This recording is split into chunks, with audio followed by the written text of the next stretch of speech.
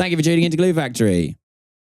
We have a Patreon. We do. You can tune into it. It's £5 a month. You get twice as much of this. You get to hear us talk about foreskins for like half an hour. We're here with Carl Donnelly. Thank you for having me. It's been our pleasure. We record this at the end of the episode, but go and see Carl on tour, find him online, check out his stuff. Thanks. Enjoy the app. Amazing show. It really perked me up, but because he knew I was hungover and I was on the front, he got me up on stage. Help him up on scaffolding. This dad with a pint at the kids show at 10:30 a.m. Glue Factory! Carl, I'm so sorry. Do you mind speaking into the microphone? We are started. I thought he was setting up. It's one of those. It's one of those. I'm so sorry.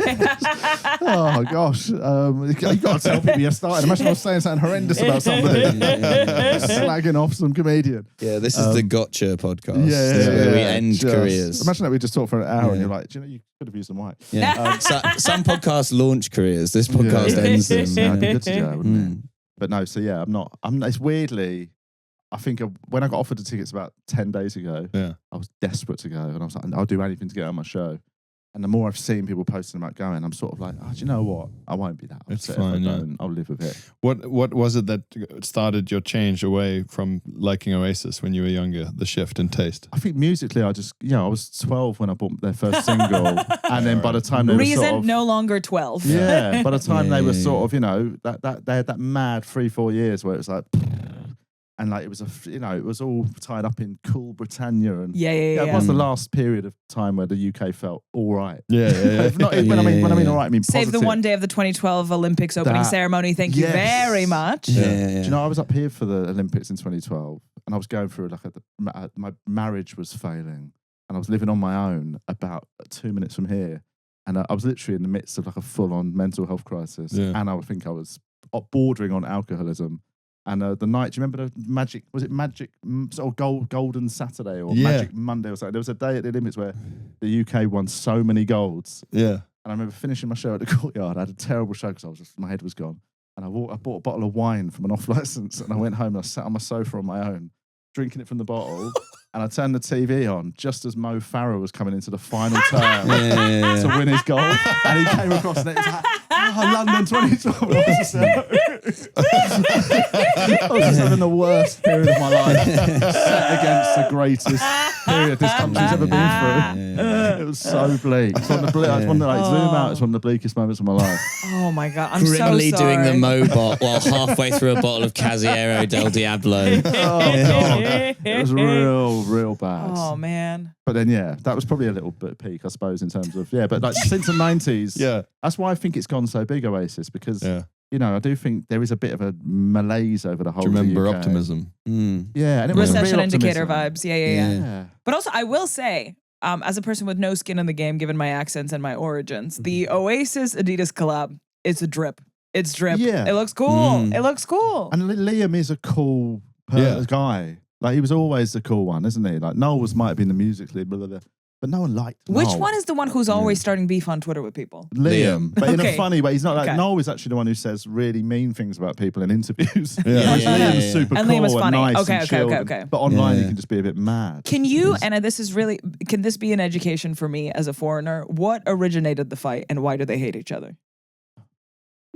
Or is it one of those things like Banshees of Inisherin where you don't remember? I think it's literally just like they've always had this like intense sibling rivalry since they were kids. Like who's the talented one? Well, because Noel famously said that he had a nice life until Liam was born. Yeah. It was something like that. Yeah. That was the day that ruined his life. And I think it is that split of, I think Noel knows he's musically very talented and writes the songs.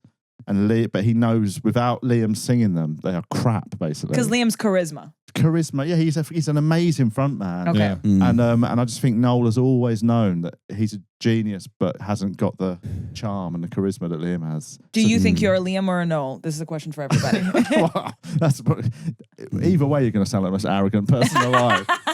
I think I'm loud. And this isn't me. I'm saying I'm a Liam because I reckon my stand-up stuff is so underwritten. But I do You're it well. a cheeky chappy. I do it well. I get away with it. You're a charismatic performer. Yeah. So underwritten, you've got insurers involved.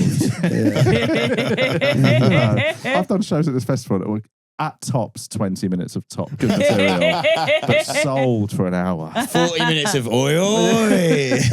I'm the other one. I'm the resentful writer with no real performing skills, maybe. Yeah. Yeah, but you don't, I mean, I'm having to remind myself to pull faces and things. Yeah. Yeah. You are good at it, though. The faces. When I remember. Yeah. When I remember to pull a face. Yeah. You do the whole emoji keyboard. Yeah. For practice.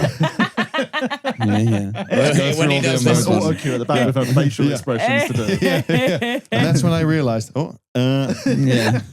You know how like they have, what is it, the auto cue for newsreaders? For you, it's just facial expressions, just emojis reminding you what face. Yeah. Frown now. Okay, yes. Yeah. A guy holding up cards, but they're not for the audience, they're for you. Yeah.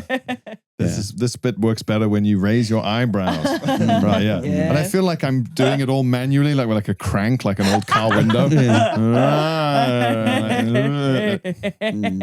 No, it doesn't occur to me naturally. Like a guy driving a car for the first time, like, right, 2,000 revs, third. It feels like that, especially in the first week of the Fringe, definitely. Yeah. I'm definitely a null, but I do argue with people on the internet, so maybe I'm somewhere in the middle. Yeah. Very interesting. What I'm do the you opening think? act. I'm the Verve. Oh, no. I'm the Verve coasting on Bittersweet Symphony, having a great old time. Did they have another song, or is that They had that other one. Okay, I had this conversation with someone. It was in that movie, The Girl Next Door. Huge told me that it was in The Girl Next Door. I'm going to sing it to Was you. it Lucky Man or something like that? What was Yeah. That's a great song. Na, na, na, na. That one. Yeah. I mean, this is sacrilege to say it's the song from The Girl Next I know, Door. bloody hell. Yeah. Well, you're definitely a writer, but you're like a real performer as well. Thank you very much. I do find that anything underwritten, I scream. When you hear me scream a punchline, it's because I don't think it's good enough. Yeah. I remember you claiming this last year because I was on after you in the same room. Yeah. Yeah. But I don't know. I think a lot of comedians have, I call it Gigorexia. Oh my God, tell me more. Well, they think they had a Yeah. bad If it's an gig, eating but disorder, actually... I've had it, honey. Gig dysmorphia. Who was I chatting to? Do you know the comedian Esteminator? Yeah. I reckon the last year I've done 3 or 4 gigs with her. She has smashed everyone. And afterwards she's like, oh my God, they hated me. And I'm like, what is happening? Like, that's absolutely not what happened. I think what happens there is you zero in on the one person in the front row who's well lit and not enjoying it. And then you think that's the entire crowd. Yeah, maybe. And then you really just don't, like, because a lot of the time there'll be people in the back. It could be not, as Lady Gaga said, 99 people in the room can love you. It's I have opposite of Lady Gaga disease, and if I see one guy hating it, and he ultimately doesn't speak English, I'm still I'm shit. And you all hate me. My dad's in. My dad is. I had in. a couple in my show 3 nights ago who it was really fun. I had a really nice one. Everyone was into it, but again, it's that he looked very tired. Like it's a hot room, and I sort of saw him copping a few Z's now and again. Yeah, and his partner, she was just like the whole show. I swear I didn't. And it's obviously you're not looking at them for an hour, so you don't. You put in your head that she's been like that for an hour. Yeah, you probably only checked in on them 5 times in an hour. Yeah. Which is such a small window of time. Yeah. So in my head, I was like, well, they hated it, and he was asleep. And about 20 minutes after the show, she did such a nice post. Yeah, she was like, it was the nicest post of the night, and it was from the lady. I looked at a photo, and it was her, and I was like, oh my God, she loved it. And throughout the show, I constantly let her get into my head because she hated. I thought 100%. She hated it. Oh my God, all the fucking time. Sometimes I will be in the back of a really full gig enjoying it, but I know that it's the pressure's not on me as an audience member to laugh or smile. And then I'll be like, if I saw my face right now, it would look like I'm hating it, but really I'm having the time of my fucking life. Would you remember when we went and saw that show in Melbourne, and we sat down the front, and I got in such trouble with the person for like not laughing enough, and you had to be like, no, that's just Milo enjoying a comedy show. Like you'd know if he didn't like it. He laughed like 4 times. That's a lot. If I'm in the front row of a gig, I am putting on a show. I'm going, I'm slapping knees, so you look by default like a person who's hating. It's the most exhausting thing is to actually accidentally end up in the sight line of a comedian who knows you. And having to do because then you're putting the show. Yeah, you have to do this big dance. I'm playing great audience member number 3 today. Do you know Gary Starr? Yeah. I was in Melbourne. My daughter wanted to go see his kids show, Monkeys Everywhere. He's not naked for that as well, is he? Luckily, he's not naked. It's natural. Get it out. German style. And it's like 11 a.m. And like it was right at the last weekend of the Melbourne Comedy Festival, and I had a really lovely month. and I had one big night out. I thought, let's be sociable for one night. And I just went out and I went bananas, quite frankly. What a great sentence that was. I went bananas, quite frankly. That was the rudest word you could come up with. Like, apologies in advance. Am I allowed to swear on this? But I went bananas. But I got in very late, like 4 or 5 a.m. whatever, just hammered. And I had to get up at 8:30, 9 to go to get ready to get my daughter and take her to Monkeys Everywhere. And she wanted to sit front row. So I was so hanging that I had to get a pint to level me out. So I got a pint and went there with my 5-year-old and we That's go Oasis coded. I'm sorry. And she wants to sit on the front, and he's there and he sees us come in and he sees me sit at the front with a pint like that. And it's an amazing show. It really perked me up. But because he knew I was hungover and I was on the front, he got me up on stage help him up on scaffolding.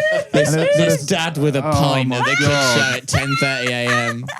I was the only alcohol drinker in the room at that time, obviously. Of course. Well, it's in Australia as well. Everyone's like having a green smoothie or something. Fuck, that's funny. Of course, but there's a photo of me so sweaty on stage, just trying to get him up some scaffolding. Just gleaming. Oh my God. You look like you've been varnished. Yes. Oh God. That's incredible. So go ahead. No, I was going to ask, what's your hangover cure? Is it normally hair of the dog? I'm actually pretty good at it. Like, I don't know, and hair of the dog is very rare. That was purely because I was going into a show and I thought I need something to just make me not feeling just sad. Yeah. Which is actually the worst reason to drink. I just realised I said that's literally the last reason you should ever drink. Yeah. But yeah, I know I'm a real sort of cold shower. Yeah. Get on with your day. Get on with your day is what you got to do. Yeah. Especially having a kid. You can't really have hangovers with kids because they don't respect it.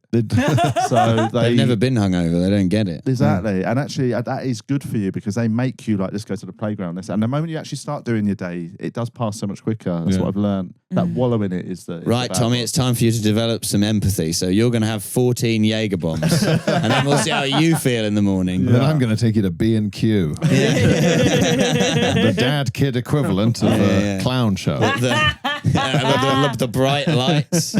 Now help me carry this bag of cement. Find these tiny screws I need.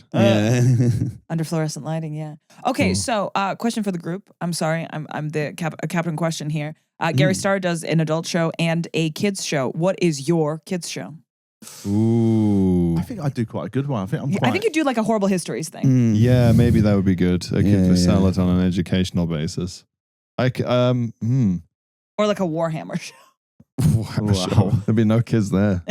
Just Henry Cavill. Isn't he into it? That's Henry Cavill, he loves it. Oh, I believe that. What you said you had to have a good one? I think because I like kids. I'm really. And you have kids, so you know how to talk to them. I have fun with kids. I really like. I sort of like when I in the school. That's a Liam energy. Yeah, school drop off and pick up. I'm the sort of the dad that all the kids are playing with and stuff. It's just I wasn't like that before having kids. It's since I unlocked a bit of like my this is fun, isn't it? But I did comedy for kids once ever, and this was about 7 or 8 years ago, and I got loads of complaints from the parents because what I did was I got a clipboard, and they're like most of the kids are about 7, 8, 9, and we drew up a list of all the teachers that they don't like, and each one we came up with a funny way to kill them. And the kids were loving it. We were coming up with we're going to drop a piano on Mrs. Hazel from that school. And we ended up drawing up this basically spreadsheet manifesto, all these teachers and how we're going to kill them. And the kids were loving it, and I had a great time. The police are there at the door on the way out. It turns out the parents were like, I don't think that's acceptable. I was like, fucking hell, man. That's fun. I've got 2 nephews and a niece, and quite a few I guess I call them my nephews and nieces as well, but also my cousins have kids.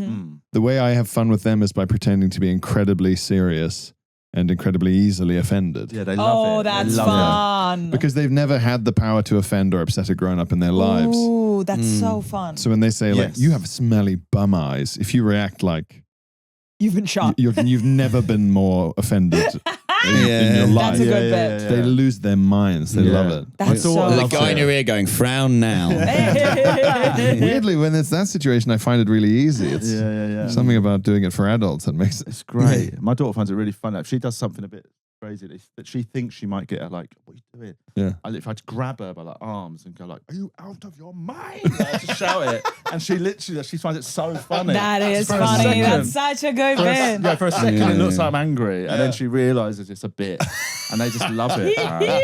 Are you out of your mind is a really funny question to ask like a 5-year-old. 5-year-old. Have you taken leave of your senses, man? Yeah, speaking in quite a formal Victorian way to children That's as well is great fun. fun. Come on, that's fun. That's I really think Milo fun. could do an impression of anybody. They would love. They could just go Moana and you do Moana. I mean, don't do Moana. Yeah. And I wouldn't know what Moana sounds like. You'd have to sit with a stack of the most watched Yeah, you have to do DVDs. Bluey, you have to do Peppa Pig, you have to do all of them. Yeah. Moana's really good, by the way. It's a Yeah. really good It's a film. and the music in It's it, incredible. Mamma Mia. I'd be like, do you have a sardonic child who finds other children difficult to talk to? This is the. I used to have a line in one of my shows where I was like, "Can you imagine a child with my exact personality?" No, but it did happen. What about you? Me, okay, what is... I wonder if I just let them do a makeover on me. I'm Yeah, very they would open to like that. that. You could draw on me, you could braid my hair, put stickers on me, whatever. Yeah. And then the I don't know, kids start being like, "Oh, you have got a bit of a bag under your eyes." You're like, "Okay." You start like roasting them like a club MC. Enough. All right, where are your pubes? Jesus Christ. Comedy club for kids roast. The least Calling appropriate. a child a That's a good paedophile in idea. the front row. Yeah. Oh, you fancy a girl at school, do you? Nonsense. I think I've still got some stickers on my iPhone from one of my nephews who initially it was like the stickers, they were from some fucking magazine, whatever, but they were like the perfect size for him to put with like sniper-like accuracy over the 3 camera Nice. lenses. Oh, that's It's really like- sad. Like you're going into children's Berghain. Come on, man. Don't like that combination of words. Yeah. Baby shark do do do do do do. Yeah, the techno remix. Yeah. And he was just like, they go here perfectly. And I was like, I hope that's fine for it. Yeah. Just for like the camera lens. Just going, I hope that's fine for it. I hope that doesn't mean anything for the camera. Let's find out. But it's an equivalent of putting like the shape in the hole, right? Yeah, it's great. Exactly. He's been So training for this satisfying. moment his whole life. Exactly. Yeah. All his toys have led him to this exact moment. It's actually quite a dangerous skill to teach children. Yeah. Figuring out things that fit in other places, like putting a videotape inside the wrong end inside a VCR machine and breaking it. Or Yeah, I feel like children's toys are setting them up for things that aren't going to happen in their life, like constant fitting of things into other things. Like your entire job is going to be dowel related. How do you think they were made? Yeah. Come on. Hello. Come on. Thank you Very very nice. much. I'll take one. Yeah, thank you. Well, of course, your mother has the star-shaped vagina. Oh, God. And that meant Milo. that I had to whittle grooves into my penis. But that's what love makes you do. You do crazy things. did you guys have were you into Play-Doh as kids? Do you know what?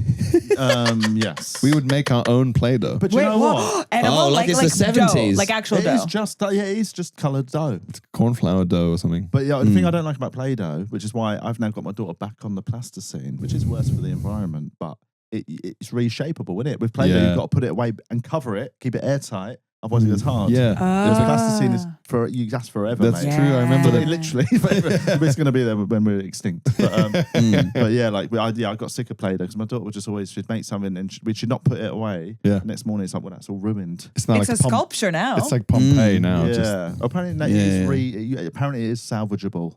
A yeah. little bit of water, apparently. Yeah, but yeah. It's a £2 jar. Just spending your Buy whole more. life trying to make infinite dough. Yes. Well, I think of plasticine and also I think gouache or any paint, it's just this heartbreak of seeing it so separate and so beautiful. And then within seconds, it's just one brown Oh, glob. I hate Yeah, that yeah. colour that Play-Doh goes. Oh. It's disgusting. It's Sad. horrible. Oh. Yeah, it's not like a hangover shit. But that's what I And was you're thinking hungover anyway. watching him do it. Yeah, that takes me back. Have you ever taken activated charcoal tablets? I took some this morning. Have you? Because the first time I took them, I had a black poo about maybe a day later. Did you remember the charcoal, or was it a fear? Initially, the fear hit me. Yeah. And it was like when you do the beetroot. Eat too much beetroot. Oh God, the devil's in me. Yeah. So that's what I panicked, and I remembered I'd taken some the day before. What is it for? It's meant to sort of cleanse your bowel. It absorbs. It's very, very It absorbs absorbent. toxins. So it absorbs kind of everything, but like it's quite a good hangover cure. Like if you take it before you go to bed, this is why I take it. If you've had a few pints and just take those, and it just kind of absorbs like excess like Does it? fucking Does it actually alcohol help? shit in your stomach.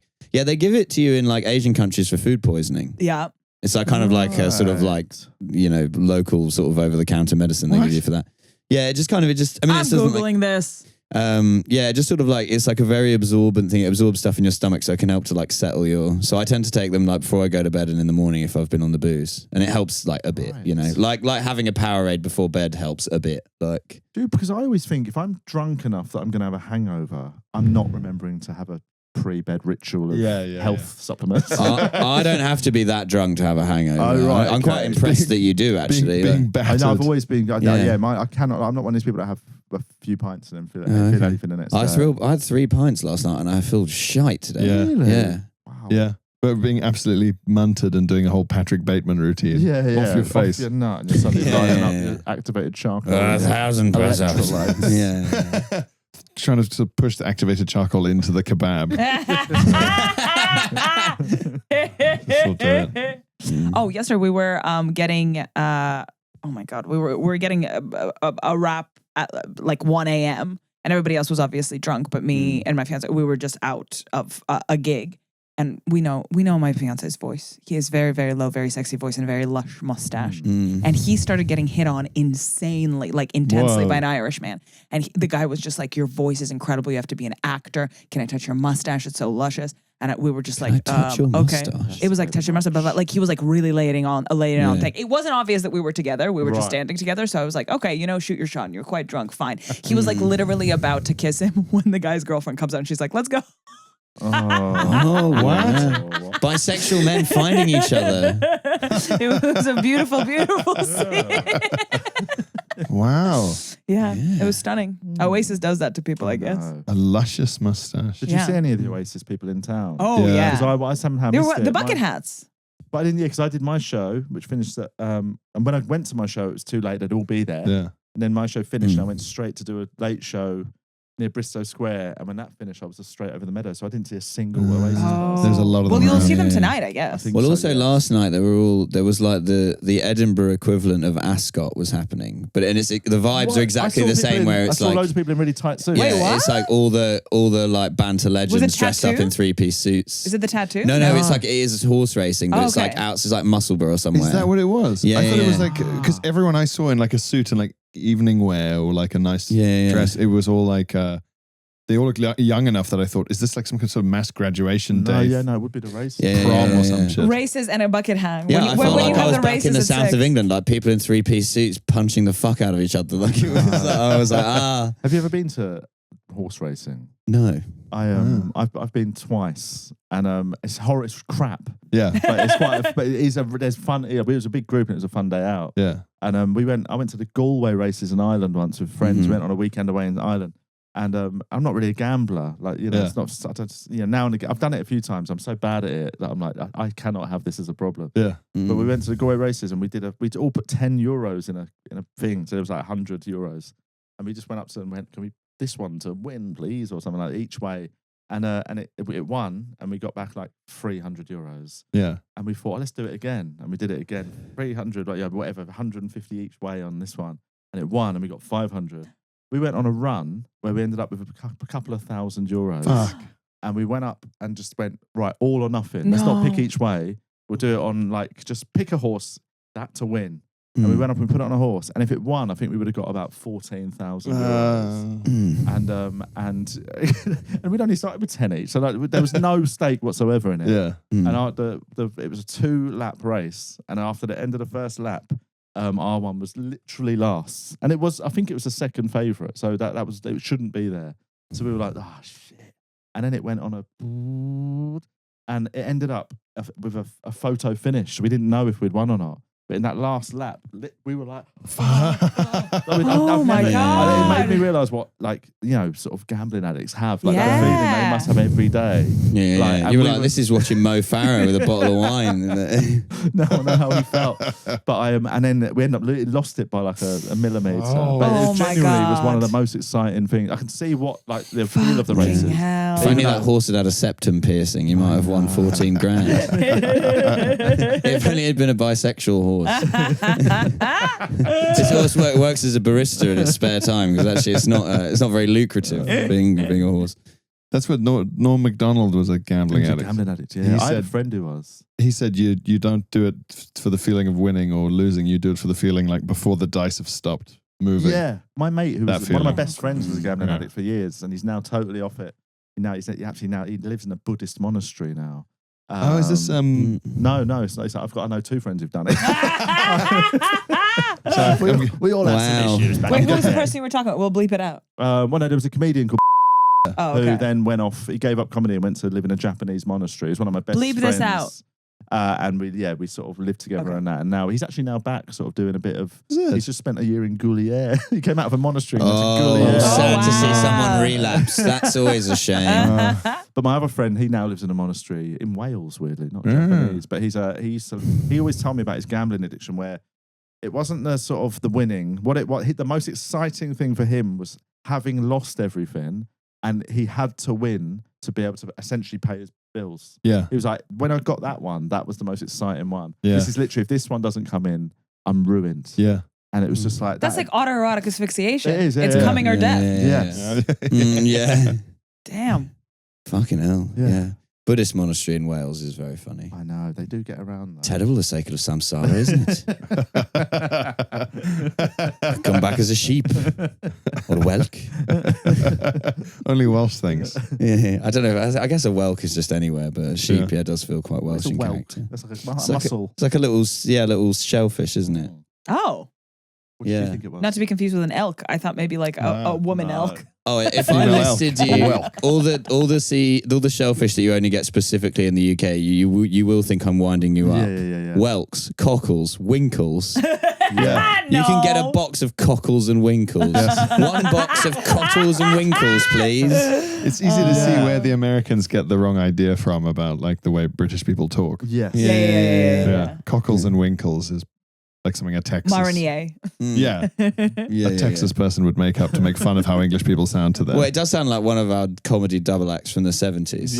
Cockle and Winkle. Cockles and winkles. Cannonball. Hinge and Bracket was what I learned about the other day. Really? Come on. And Hinge and That's Bracket. so good. Yeah, Hinge and Bracket was also a cross-dressing duo. They were both pretending to be like Regency ladies. What? And that was yeah. And they were called Hinge and Bracket. That's so good. For international viewers and listeners, the British comedy has such a strong tradition, and British society in general, of completely straight men spending their whole careers cross-dressing. Yeah, Yeah. absolutely. Yeah. It's very Victorian. Lily Savage, right? Yeah. Oh, And, yeah. I mean, yeah. Paul O'Grady was gay, but yeah, that's definitely Barry yeah. Humphries. Yeah. Well, that's Humphries. Australia, but still like very yeah. mainstream. Similar. Yeah. Yes. But yeah, Hinge and Bracket, both married to women. Now Just I'm like thinking whole career who's on the cross-dressing. scene now that would be a perfect double act. Who has the last names to do it? Oh yeah. Oh. Oh, I mean, you're Brown a and Black great star. or something like that. There's got to be someone called Ball, right? You could be Cock and Ball. Cock and Ball would be great. Heckler and Yeah. Koch. I mean, That's your new crowd work hour. You've got to do a crowd work hour called Heckler and Koch. Holding a lot of guns and shit on the poster. Yeah. That'd be great. Yeah. It's an Olga show, but it appeals to your audience. It's like a sort of, yeah. Yeah, a bunch of people show up in camo and things. Hunters. Yeah. There's got to be more Edwards. No, you guys have. I mean, you could your- have Day and Night, Fox and Hound. I'm thinking of and one last name that I know and then another I yeah, don't. yeah, I'm looking at George Fox right now. Fox is good enough for something and something. Fox and Flood would be Floods, great. Yeah, Flood's got to be. Flood's got to be in there. Someone called fucking Jimmy Tap or something in it. Jimmy Tat. Or an Ark and Flood, Flood and Ark. Dave That's good. Leake. Dave Leake. I always use as my example of the kind of comedian name of like like early on, like just doing like mirth control gigs and having to like meet a guy you've never met before. Drive 5.5 hours together. Yeah, but you're also meeting him in like a Zone 7 tube station with a parking. There's a parking lot. Yeah. There's always like a guy called Jimmy Crisps who you've like never heard of. Yeah, but he's been doing it for 25 years. Yeah. A man He's with got oi stories. in his email address. Yeah. There's a photo of him with Billy Connolly in Japan or something. What? And he speaks with such authority about what the scene is, and then you see him do the most hack 10 minutes to complete silence, and you're like, what the hell is going on? I once had a guy at a gig exactly like that type of guy tell me that the most important thing in stand-up comedy was doing your set to time. Oh and I was God. like, I don't think that's the most important thing. I can see that it's sort of an important thing, but the most important thing feels mad. That feels like you've really misjudged this as an art form. Yeah.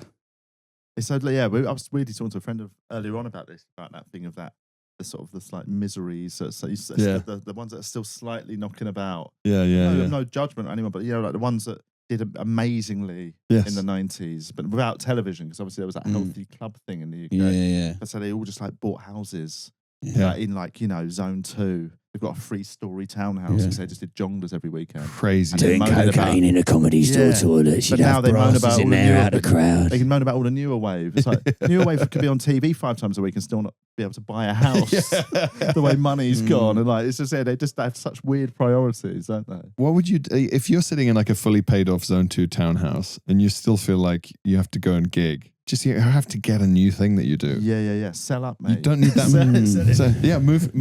Move to fucking Bulgaria and become king of a valley. Do whatever you want. Stop driving to Devon. Where are you from, mate? Bulgaria again, right? Stop driving to Devon to MC a night in a wooden room above the bar. Oh God! Enough. You've done it. You've made it. Yeah. Spent more time on the A303 than he actually has enjoying himself in his entire life. He's gone past Stonehenge more times than a druid would have done 1,000 years ago. What would you retrain a comedian? What's the transferable skill? Where are they all going? I guess I it's don't think there is one. I think you're done. Town Once you crier, choose this. bring that back. Like, I'd say even up to 10 years ago, you could probably try and talk your way into a marketing job. yes. But I reckon even that ship has sailed. Yeah, because I remember when I had a corporate job there, every now and then there'll be speakers coming in, and I'm like, what is it that what are your credentials to? But your charisma are your credentials, because a lot of the time they're Liam's. Sorry, what? They're Liam's. What's that mean? Oh yeah. Sorry. But it's like it will be, and it will always be like an inspirational talk about like how to overcome, and you're like, what is this? It's so vague, but that is a circuit, and they are getting money. It is strange. Yeah, we've got someone to come to where we all work to sort of talk inspirationally, but very vaguely, as if they can't tell you what they did. Because it's a secret. Well, because it led them to doing this in a conference room at a marketing company called like Cyberdog. Yeah. And it's like a DoubleTree ballroom, and there's a picture of a sunset, and they're talking about resilience, and you're like, I'm not sure. But that is, in America specifically, it's just a huge circle. I don't know if it's still a thing post. The I don't know. Anaheim Convention Center. Yeah. Big talk on how they almost but did not die on Everest. And that's the energy you can take. I remember to your emails. I went to a sports camp. Always take an oxygen bottle with you. Every week at the sports camp, us teenagers would have a person come in like that and talk about like not to get nervous on the court or whatever the fuck. Yeah. It's mad. It's a mad circuit. Yeah. But that could be something I to always do. think mine would be I will just not really it'll all be a lie, but I will lurch to the right. Yes. That's my plan. Yes. But so even that's not safe. Yeah, but he's now taught me where the line is. I just go to there and not and through a minefield, and you can just step around where the explosions are. So the Raymond Spears of GB News. Bleep out his name. Sorry. I think that's not a bad idea. I think any comedian would be, as long as they had, I guess they would have to ironically use a stage name for this job, but like some sort of talking therapy, I think they'd be good at. You'd have to train for that, wouldn't you? Yeah, but I think if you've done comedy for long enough, you've already seen most types of mental problem in the wild.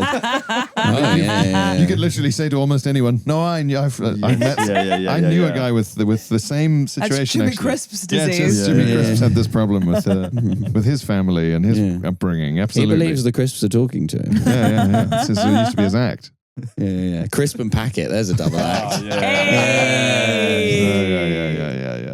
Yeah, I think a teacher. I mean, like I guess a teacher is probably a relatively could retrain. Yeah, any jobs that comedians used to do before they became comedians, they could be That's reverse one of the most popular engineered. one, isn't it? Teachers. Teacher, Loads of people that used to be teachers. It's an audience, a captive audience. Yeah. I know. And what if it's not a kid's gig?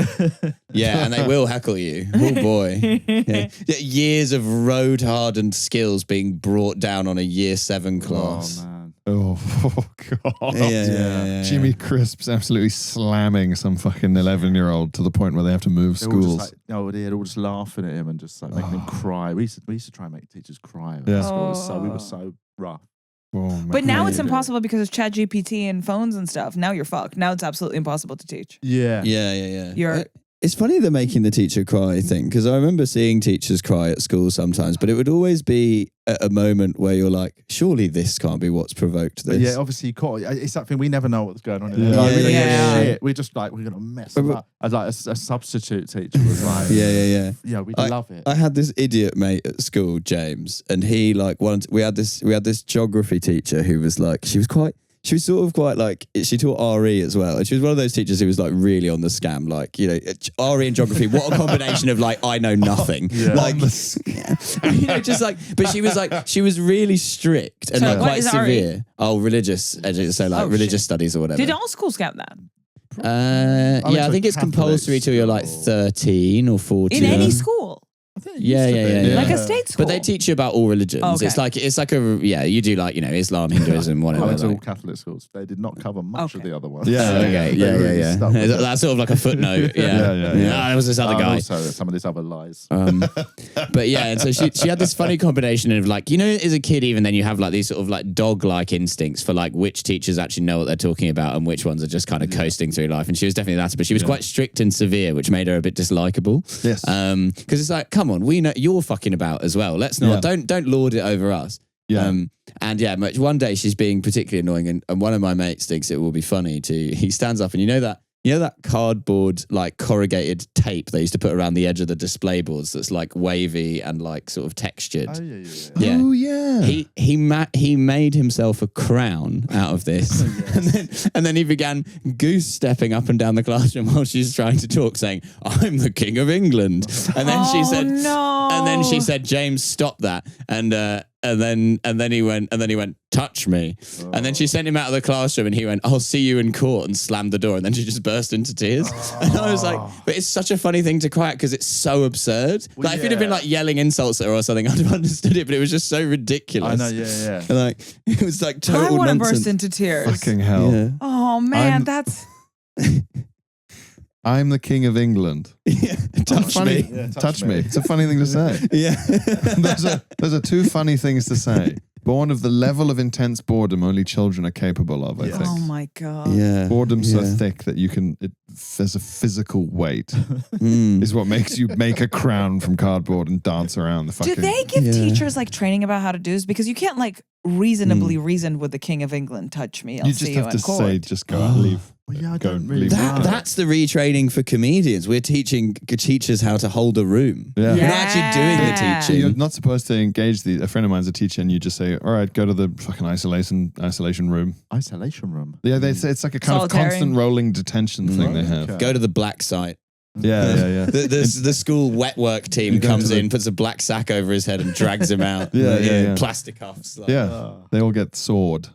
Yeah, They wake up in a bathroom and a puppet tells them. My ex's mum works at a school and they call it the reflection room. Yes, yeah. And which is so funny. Like it's like some Buddhist Zen space. Yeah. And she runs the reflection room. That's her job. Oh, man. Except her mother is such a like former naughty child at school and is quite what I would call a naughty adult. Yeah. And so she just like, she loves it because she like riles them up. you know. And she's like shakes all the they're a tin that she shakes and then gives back to the class. Like, hey, you got that fucking calm now. But then also like the teachers at the school are like, she's like the naughty child whisperer. And it's like, yeah, but what she's whispering is goading them into further acts of disobedience. She's like slagging off the teachers with them. And she's saying, yes, it was funny. Yeah. It is funny to be the king of England. Yeah.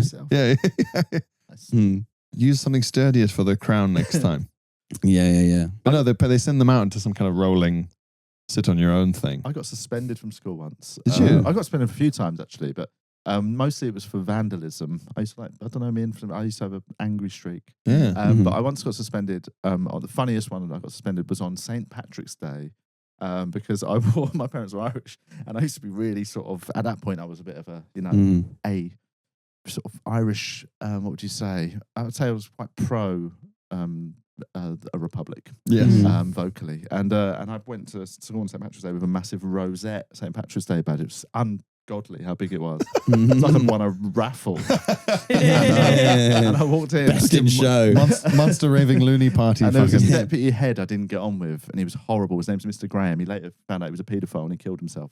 That's a side note. So I think it was the killing himself was a separate incident. Someone had put this paper crown on and said, "I'm the king of England." But I never liked him. I always got bad vibes from him as well. And I know some people that he did put sunscreen on a bit too close to the edge of things when we were on school trips and stuff. Never did it to me. Now you don't want to rage, boys. Even on a cloudy day, the sun is eating away at your face. You know, just keep you nice and young. Yeah. Don't forget to put it on your bum holes, everyone. But anyway, they say where the sun don't shine, but you know what? You don't want to take any chances. But I saw he saw me with my rosette, and he just went, "Get it off, take that off. It's not school uniform." And I went, "I know it's not school uniform, man. It's like St. Patrick's Day, innit? I'm wearing a St. Patrick's Day badge. If it's not St. Patrick's Day every day." And he went, "I don't care what day it is." He goes, "You got to take that off." And I went, "I don't have to take it off." I said, "We're allowed to wear now and again things on special days." Yeah. And he goes, "You're not." And this was in front of the whole lunch queue.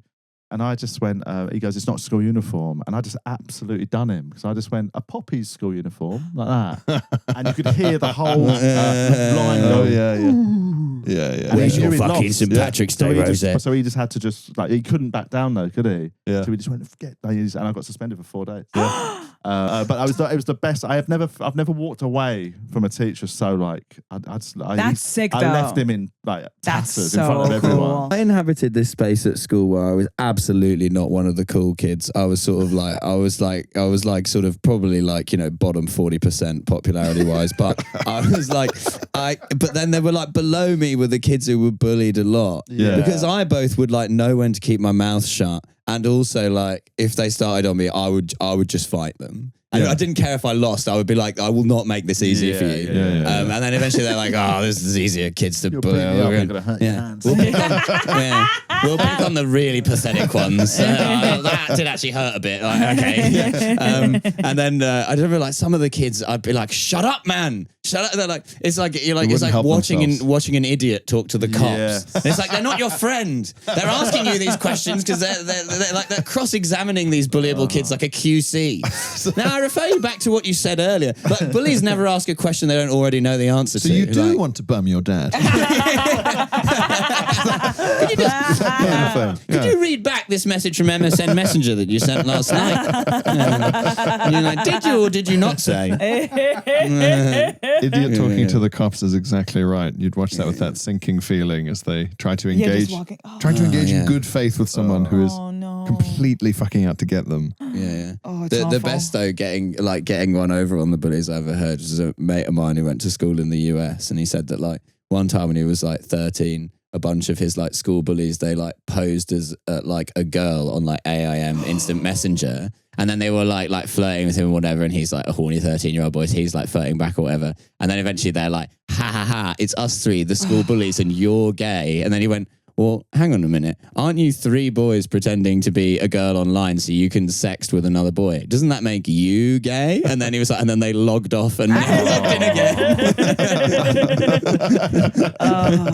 And I'm like, wow, imagine having that presence of mind at 13. I couldn't.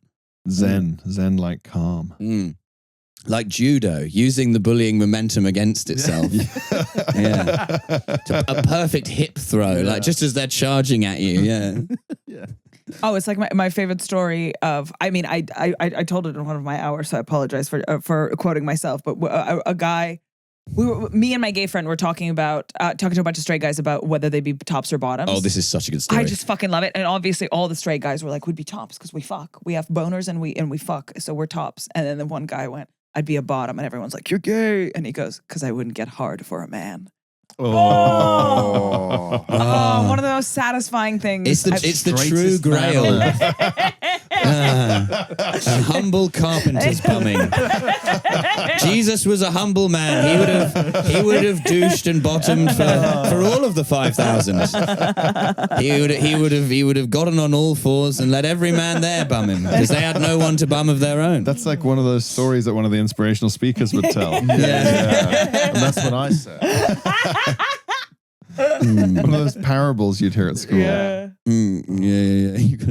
Aesop. Yeah, well, that town that is, it's one of those stories where I go, was this in the Bible or was it just being said to me by a vicar? It's sometimes you're not sure. Isn't there a bit in the Bible where an angel goes around a town and tries to find like the one good person, but they're all really humble, so they say, "Oh, I'm not that good," and then the town just gets fucking wiped out because there aren't any good people there. And then the lesson is like, you were wrong. You have to brag about how good you are? Well, they're saying to the person doing the searching, which is no help to the people who've now been exploded, obviously. But there's a lot of that in the Old Testament. Yeah. Sort of like American army style sort of collateral damage.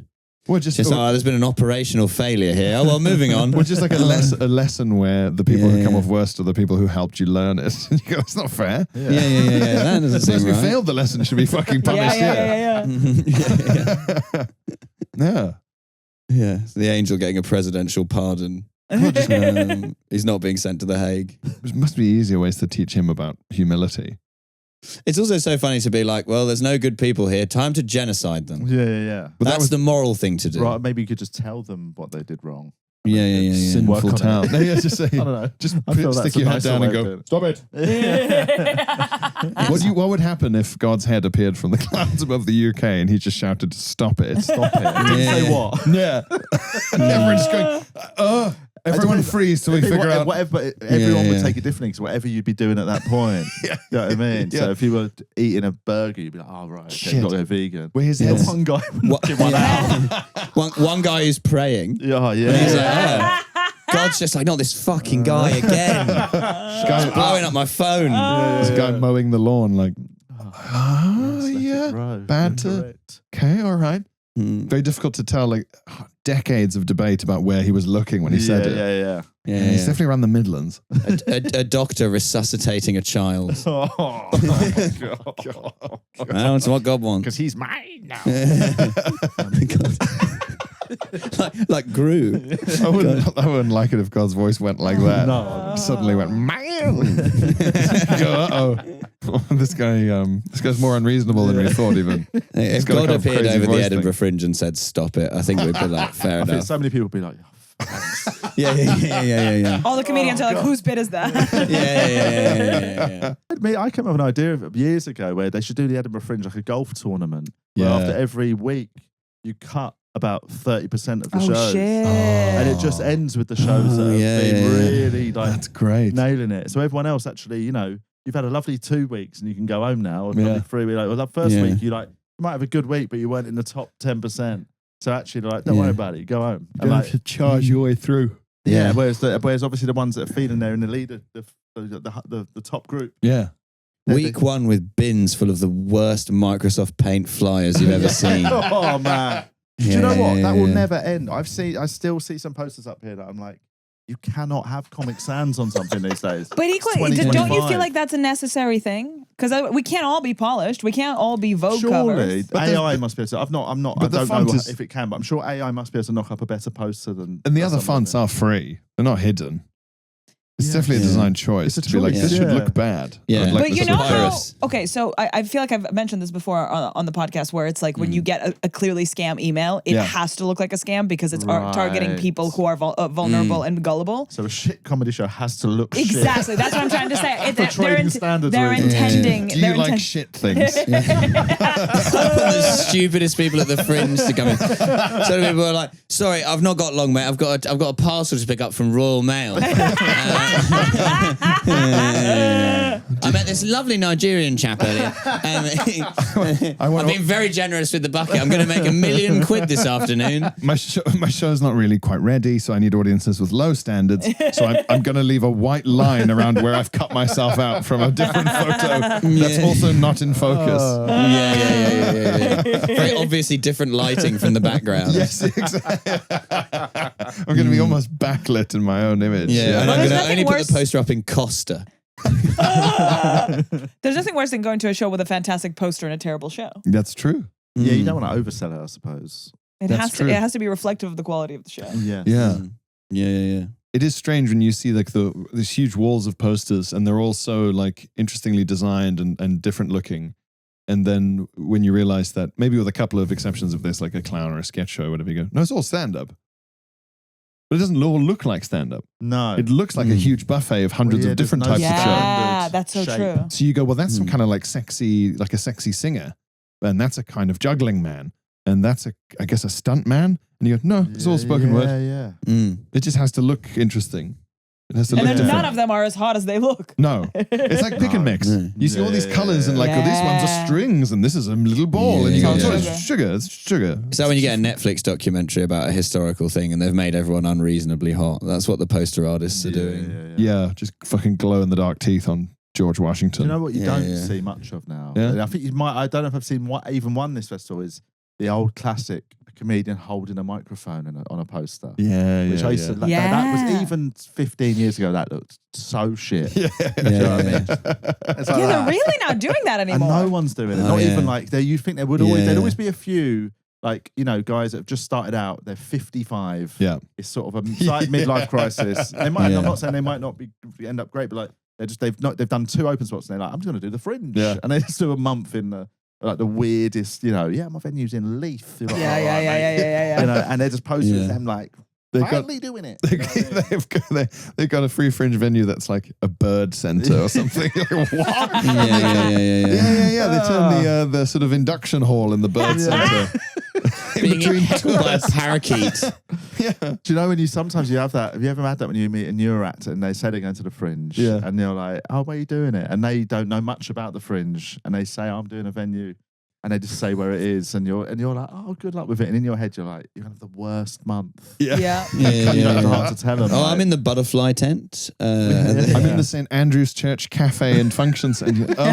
I think it's more to do Fuck with is that? location. Like, Yeah. I do think the Fringe is very Portobello centered. Beach. Yeah. There's Yeah. somebody who says Yeah. it's just down there, and you're like, I had a great one a couple of years ago at the Fringe. I was out with all the Essex boys like James Beattie and Ross McGrain and all Nice that, guys. and then they introduced me, and they were all doing the Fringe for the first time, and they introduced me to this Welsh comic Sandro, who's like just so I've never seen him just stand up, but just in person he's just like so funny, like as a character. Yeah. Huge, like built like a prop forward, like massive geezer.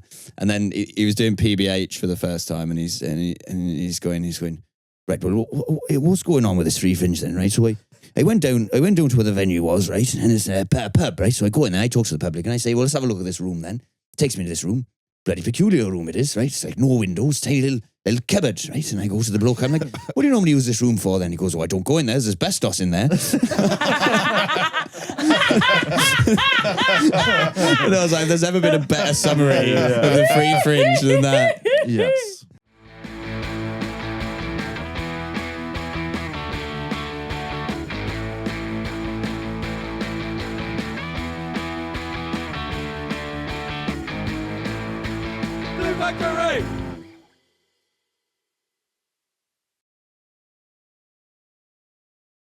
People of nerds. And we went in, and it was actually amazing, the atmosphere. Like before the film, you could feel it bristling, and then like it went dark, boom, and you could hear like, people like that, and then it goes da-da, and Star Wars comes out, and people started cheering, And then the words come up like that, and everyone's reading the words, and it takes about 90 seconds to read them. And there's always this bit, if you watch a Star Wars film, when as the words start drifting off, the music goes down. It goes very quiet. Yes. And then normally a ship goes boom like that. So these words have gone for 90 seconds, and everyone is like reading them. And just as it went quiet and the words were drifting off, my mate just went, "Oh, this better not all be fucking words."